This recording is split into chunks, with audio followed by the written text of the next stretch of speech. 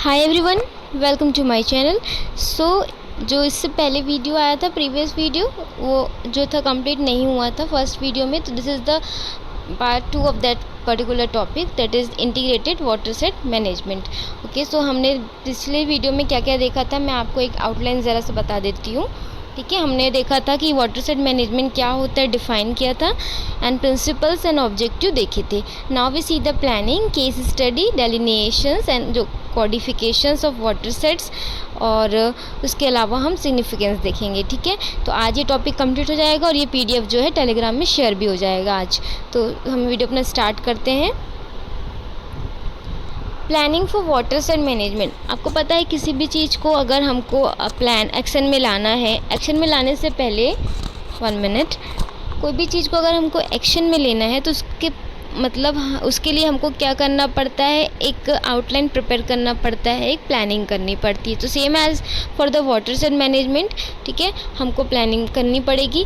तो we will make some kind of plan on the basis of watershed area. ठीक है, तो हमारा सबसे पहला यहाँ पर है कि comprehensive planning for water set management is the start with obtaining the suitable map through the remote sensing technique. जैसे कि आपको पता है आजकल रिसेंटली GIS, GPS, ये सारी टेक्निक और रिमोट सेंसिंग का यूज़ करके पर्टिकुलर एरिया के बारे में, उसके जियोग्राफिकल एरिया के बारे में, टोपोग्राफी के बारे में जानकारी मिल सकती है और मिलती है। ठीक है, तो हमको सबसे पहले ये क्या करना है, जो भी मतलब सुटेबल मैप्स हैं उनके थ्रू, यानी जो रिमोट सेंसिंग है उस मेथड का उपयोग करके जो मैप्स हैं उनको प्राप्त करना है, उनको ऑब्टेन करना है, जिससे कि हम जो है वाटर सेट मैनेजमेंट की प्लानिंग को कर पाएँ। इसके साथ सेकेंड है remote sensing provide a synoptic picture of the watershed for the characterisation of the natural resources likewise the land, water, vegetation and interrelationship between them. So remote sensing क्या क्या हमको provide करता है, ये हमको एक synoptic picture, यानी कि हमको एक मतलब जैसे हमको पता है कि हमको कोई पर्टिकुलर चीज़ों पे काम करना है, तो हमको पहले ही एक थोड़ा सिनॉप्सिस के फॉर्म में उसका एक एनालिसिस हो जाता है कि हाँ हमको एक ये चीज़ें यहाँ पर हैं, हमने इस मैप के थ्रू ऑब्टेन की। जैसे कि क्या क्या नेचुरल रिसोर्सेज हैं उस एरिया में, लैंड कैसा है, वाटर कैसा है, वेजिटेशन कितना है वहाँ पर, और इंटर रिलेशनशिप जो है इन नेचुरल रिसोर्सेज के और ह्यूमन्स के बीच। ठीक है, तो ये एक हमको सिनॉप्टिक पिक्चर रिमोट सेंसिंग के थ्रू मिलता है।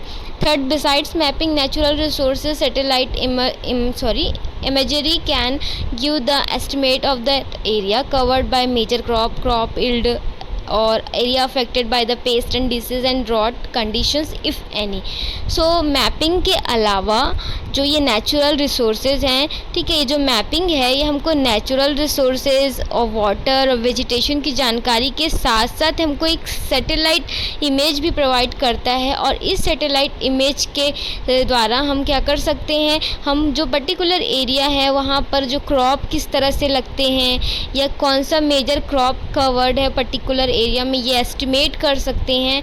क्रॉप का इल्ड किस तरह से हो रहा है इसकी थोड़ी जानकारी हमको मिलेगी, एंड कौन सा एरिया जो है, यानी उस एरिया में कौन सा भाग है जो सबसे ज़्यादा मतलब बीमारियों से और कीड़ों से या इंसेक्ट्स पेस्ट से अफेक्टेड है, ये हम क्या करते हैं, एवलुएट या एस्टिमेट कर सकते हैं through the satellite images. Now the location of structure like check dams, farm ponds, etc. they can also be delineated using the satellite images. Okay, so ये now the distribution pattern and as जो भी आपके assessments of the status of material resources they can be obtained from the satellite pictures. So basically जो particular area है वहाँ पर किस तरह से जो रिसोर्सेज हैं और अदर थिंग्स हैं वो किस वे में डिस्ट्रीब्यूट हैं, और उनका जो भी मटेरियल रिसोर्स है, ठीक है, उनका जो असेसमेंट है, ठीक है, वो मतलब मटेरियल रिसोर्सेज की जो स्टेटस है उसका जो असेसमेंट है वो हमको सैटेलाइट पिक्चर के थ्रू मिल पाता है। और साथ ही साथ नेक्स्ट है कॉम्प्रिहेंसिव प्लानिंग जो है for the various activities that then carried out, and mechanical, agronomical, agroecological and forestry measures of soil and rainwater conservation are then plan and implemented. यानी हमको ये सारी जो भी हमने सैटेलाइट इमेजेस जो हैं और जो हमारा रिमोट सेंसिंग के थ्रू जो हमने मैपिंग की और हमने जो नेचुरल रिसोर्सेज जो भी उनके इंटर रिलेशनशिप्स हैं उनकी जो जानकारी हमको मतलब मिली है, तो दिस जो कॉम्प्रिहेंसिव प्लानिंग हमने किया वेरियस एक्टिविटी को जो हमने जो प्राप्त किया, इस बेसिस पे हमारा जो एक कॉम्प्रिहेंसिव प्लानिंग हुआ है, ऑन दोज बेसिस हम जो भी मैकेनिकल, एग्रोनॉमिकल एंड साथ ही साथ फॉरेस्ट्री, एग्रो इकोलॉजिकल जो रिलेटेड मेजर्स होते हैं जो कि सॉइल को मतलब जो आपका इरोज़न होता है उसको कंट्रोल करते हैं और साथ ही साथ रेन वाटर जो है वो कंज़र्व करने के लिए यूज़फुल होते हैं, ऐसे जैसे कॉन्टूर बंडिंग और इसके साथ ही बहुत सारे ऐसे एग्रोनॉमिकल मेजर्स होते हैं और मैकेनिकल और एग्रो इकोलॉजिकल एंड फॉरेस्ट्री में जैसे कि बड़े बड़े पेड़ लगाना जिसकी जड़ें जो काफ़ी अंदर यानी ज़मीन के काफ़ी अंदरूनी सतह तक जाती हैं, गहराई तक जाती हैं, जो वाटर को यानी सॉइल को होल्ड करके रखती हैं, वाटर को कंजर्व करने का काम करती हैं, मॉइस्चर मेंटेन करते हैं सॉइल सरफेस पे बेसिकली। सो ये सारी चीज़ें जो हैं हम जो है प्लानिंग को फिर इम्प्लीमेंट करते हैं। तो दिस इज़ सम आपका प्लानिंग, ठीक है, for the watershed management. Now we see the case study. So as you see on the 27 July 2016, ठीक है, rain for only 2 hours paralyse the life in Gurugram with deep waterlogging, ठीक है, यानी 2 घंटे बस पानी गिरा बट इतना ज़्यादा पानी हुआ होगा कि जो पर्टिकुलर लाइफ है गुड़गांव की वो एक तरह से रुक गई, पैरालाइज्ड हो गई, ठीक, क्योंकि डीप वाटर लॉगिंग कंडीशन हो गया था, पानी का बहुत ज़्यादा जमा हो गया था।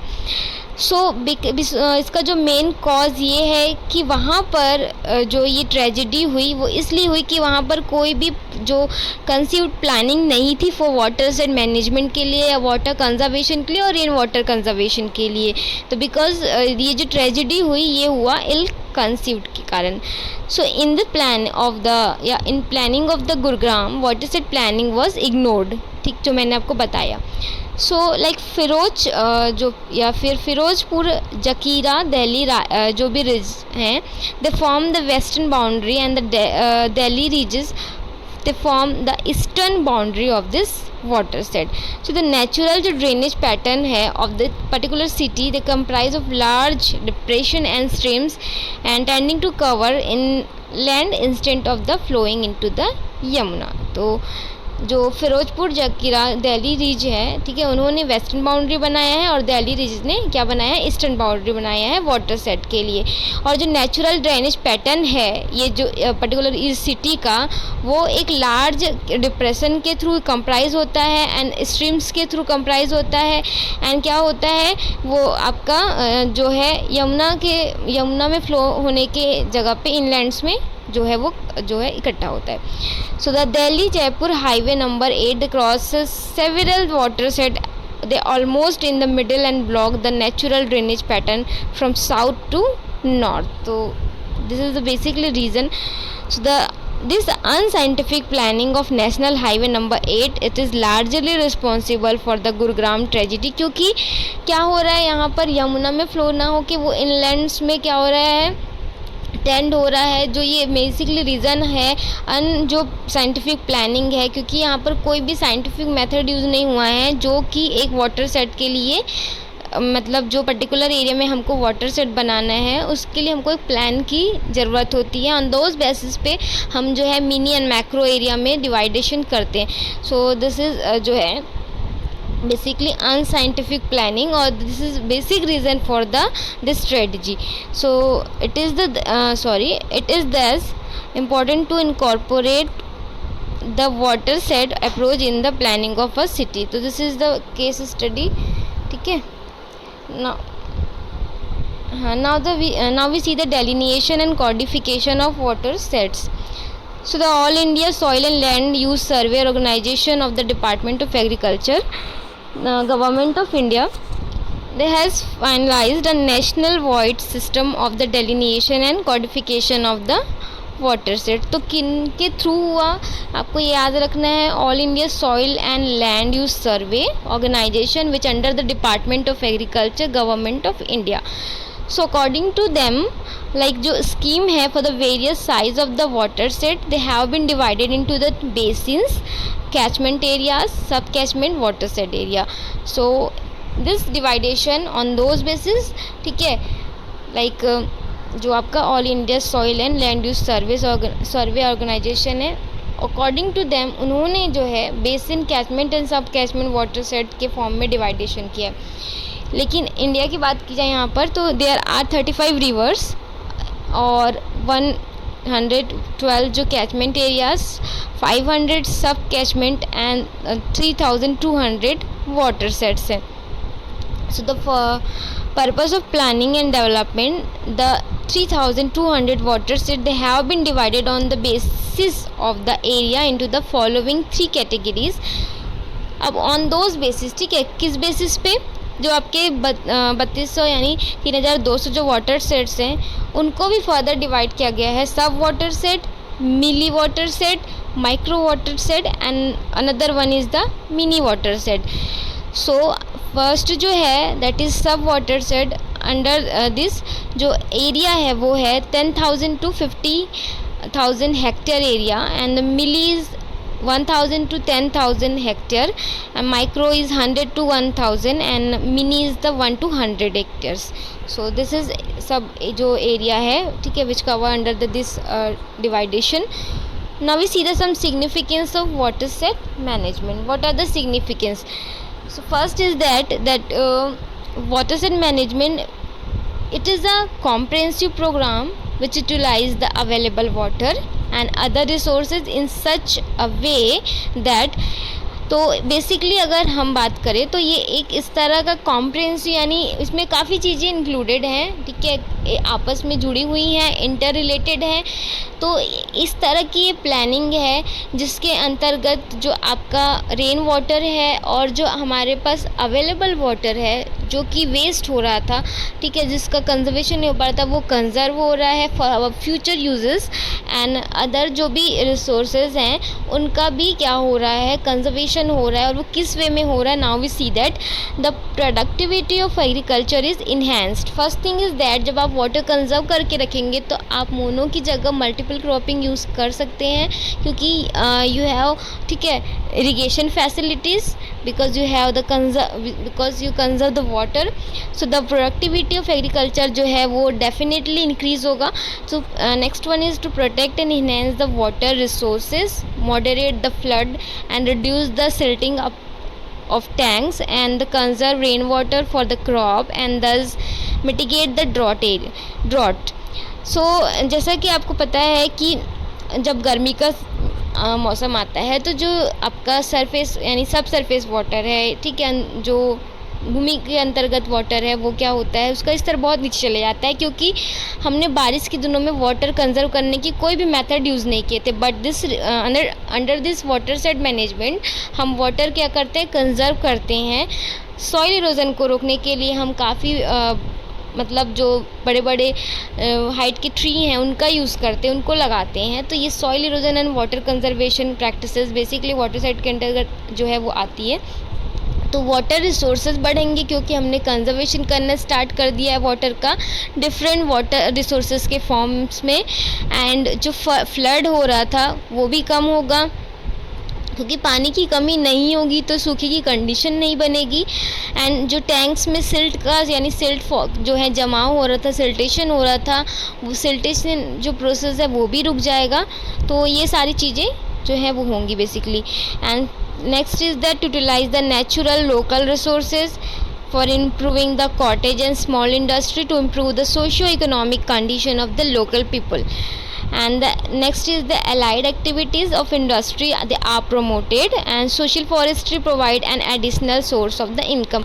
क्योंकि हम क्या कर रहे हैं, इसके अंतर्गत हम फॉरेस्ट्री का भी यूज़ कर रहे हैं. तो दिस सोशल फॉरेस्ट्री जो है टाइप ऑफ फॉरेस्ट्री, ठीक है, तो इस फॉरेस्ट्री के अंतर्गत जो सोशो इकोनॉमिक कंडीशंस है, क्योंकि एक अदर जो है हमको एम्प्लॉयमेंट जनरेट यहाँ पर होगा because of this social forestry, तो लोगों की जो इनकम है वो इंक्रीज़ होगी फॉर, ठीक है, तो ये हमको एक एडिशनल सोर्स प्रोवाइड करेगा इनकम के लिए. एंड सॉइल इरोजन भी रुकेगा आपका. कॉटेज इंडस्ट्री जो है उनका डेवलपमेंट होगा, स्मॉल इंडस्ट्रीज़ को भी जो है प्रॉफिट होगा, and the more employment opportunity they are also created because of this, and the space available may be made more enjoyable and ecology may be maintained in a healthy and sustainable conditions। क्योंकि यहाँ पर जो disturbance हो रहा था because of the erosion and drought and flood condition and many more, जो भी आपके अदर जो लाइक डिज़ास्टर्स होते हैं because of the this disbalance, ठीक है, जो कि ह्यूमंस इंटरफेरेंस के कारण इकोलॉजी डिसबैलेंस हो चुकी थी, यहाँ पर वो जो है वो थोड़ा सही रूप में आ जाएगा। सो बेसिकली ये यहाँ पर सिग्निफिकेंस था। तो जो मतलब पार्ट 1 में जो हमने नहीं कवर किया था, आज के वीडियो में कवर कर दिया, और ये PDF जो है टेलीग्राम में शेयर हो जाएगा। वीडियो अच्छा लगे वीडियो को लाइक ज़रूर कीजिएगा, चैनल को सब्सक्राइब कर लीजिएगा।